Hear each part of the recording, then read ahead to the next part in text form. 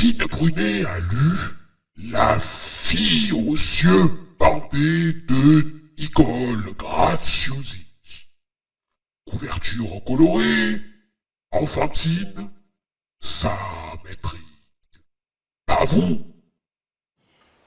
La fille aux yeux bandés, bien écoutez, c'est un drôle de titre. C'est lui qui m'a accroché au tout premier abord. Pas vraiment la couverture, donc je ne comprenais pas le sens. Maintenant, je la comprends bien sûr. Je me suis lancée en fait dans la lecture sans a priori, sans en avoir lu le synopsis et donc sans connaître le thème en fait de l'ouvrage. Au départ, j'ai eu un peu de mal à entrer dans l'histoire. Alors probablement la surprise et la structure du texte. Alors vous voyez, ce sont des paragraphes courts, voire très courts, qui sont très séparés. Et puis, je ne comprenais pas vraiment la relation entre le vieillard aigri et la jeune fille, quelque chose en fait qui oscille entre haine, rejet et envie d'être reconnu, d'être aimé.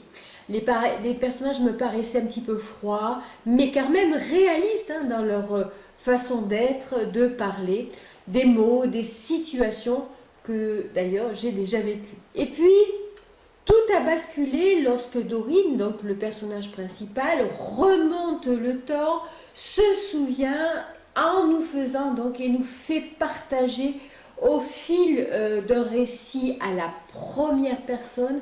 Elle nous fait partager sa vie, ses fêlures, ses erreurs, ses fuites et ses pleurs.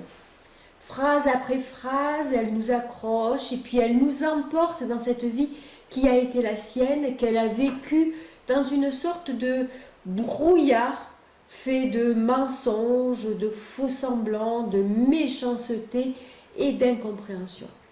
Une question la taraude, nous lecteurs, mais pourquoi?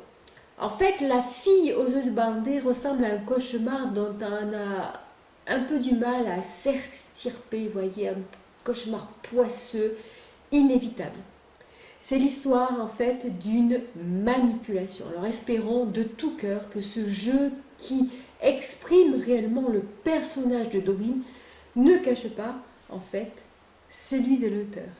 Un livre à découvrir.